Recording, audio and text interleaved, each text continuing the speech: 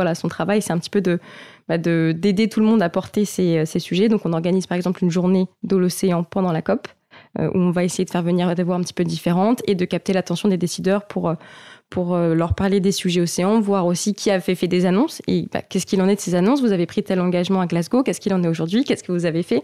Donc voilà, essayer de mettre en avant un petit peu tout ce schmilblick positif, si on peut dire, et voilà, faire un petit peu le suivi de l'action.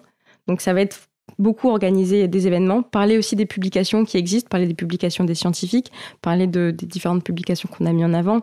Par exemple, à la plateforme Océan et Climat, on a un rapport qu'on appelle le rapport des solutions, qui est justement un rapport qui rassemble à peu près une 60aine de solutions de nos membres, qui sont des solutions pour le climat et la biodiversité en simultané. C'est le genre de publication qu'on va tout à fait promouvoir en disant, voilà, dans ce genre d'endroit, on essaye de vous mettre clé en main les solutions pour avancer. Donc, allez-y, vous pouvez le mettre en place comme ci, comme ça. On invite des membres de la plateforme à venir présenter leurs solutions. Par exemple, je sais pas, ça peut être, oui, voilà, par exemple, je parlais d'aires marines protégées. Quel type d'aires marines protégées on peut mettre en place? Comment est-ce qu'on peut les rendre plus efficaces? Quel niveau de protection il faut mettre pour pouvoir avoir plus de bénéfices socio-économiques et environnementaux? Voilà, ça va être le genre d'événements qu'on va promouvoir, de publications qu'on va promouvoir. Et derrière, on essaye de discuter avec les délégués, les négociations. On fait des recommandations politiques en disant, voilà, on pourrait intégrer davantage l'océan dans tel type de contexte. Au niveau de la gouvernance, voilà, comment est-ce que ça pourrait se traduire?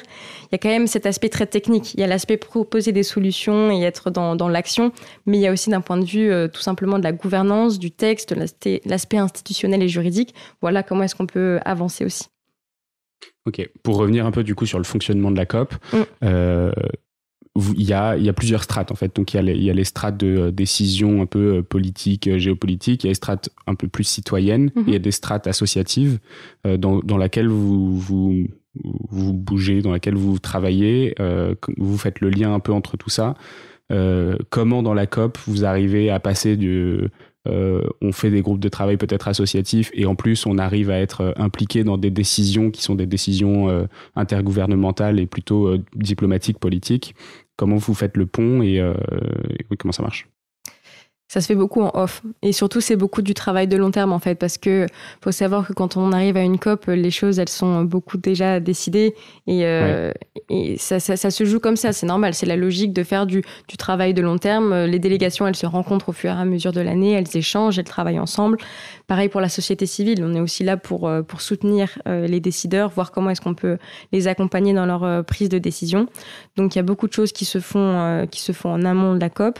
On prépare tous en tant qu'organisation ce qu'on appelle des position papers, donc des recommandations politiques où on essaye de travailler ensemble de manière collaborative pour s'aligner en tant que société civile et dire voilà, nous on attend ça, voilà comment est-ce que vous pouvez le mettre en place dans le texte, voilà comment est-ce que concrètement ça peut se passer. Et après on travaille en fait de manière informelle avec les délégations.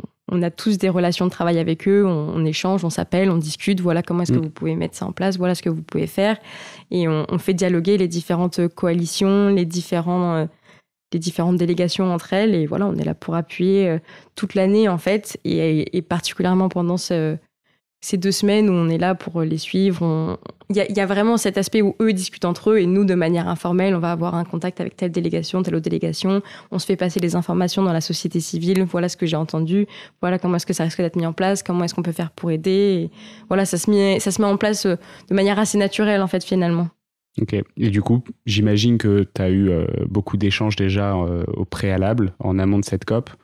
C'est quoi ton sentiment sur le résultat? Est-ce que tu es plutôt confiante? Est-ce que tu as l'impression que ce qui a été déjà décidé n'est pas forcément déjà suffisant, ou il n'y a pas assez d'action ou... Compliqué à répondre. Compliqué à répondre. Je vais faire une réponse en 2 temps. Je dirais que pour l'océan, je suis... Et encore. Pour l'océan, je suis plutôt confiante parce que c'est un sujet qu'on a réussi à cranter dans la Convention au fur et à mesure. Quand on regarde par exemple les NDCs, les premières NDCs qui ont été publiées autour de 2015, elles parlaient assez peu d'océan. Il y avait assez peu de pays côtiers ou d'îles qui avaient vraiment mis en place des solutions fondées sur l'océan dans leurs plans nationaux pour le climat. aujourd'hui, de plus en plus, on voit qu'ils mettent en place des solutions sur la pêche, des solutions sur les aires marines protégées, des solutions sur l'adaptation côtière aussi, tout simplement. Donc, il y a quand même une volonté de mettre en place ces solutions, d'intégrer l'océan dans la discussion, d'intégrer la nature aussi dans la discussion, voir comment est-ce que le monde de la nature et le monde du climat, qui sont un peu des mondes et des communautés séparées, peuvent dialoguer ensemble. Donc, d'un point de vue de gouvernance de l'océan, oui, je suis optimiste et les solutions sont en train de se mettre en place. Et il y a beaucoup de choses qui sont faites et c'est un vrai plaisir de voir toute cette énergie, que ce soit au niveau des décideurs ou de la société civile qui est mise en place. Donc, je dirais que je suis optimiste.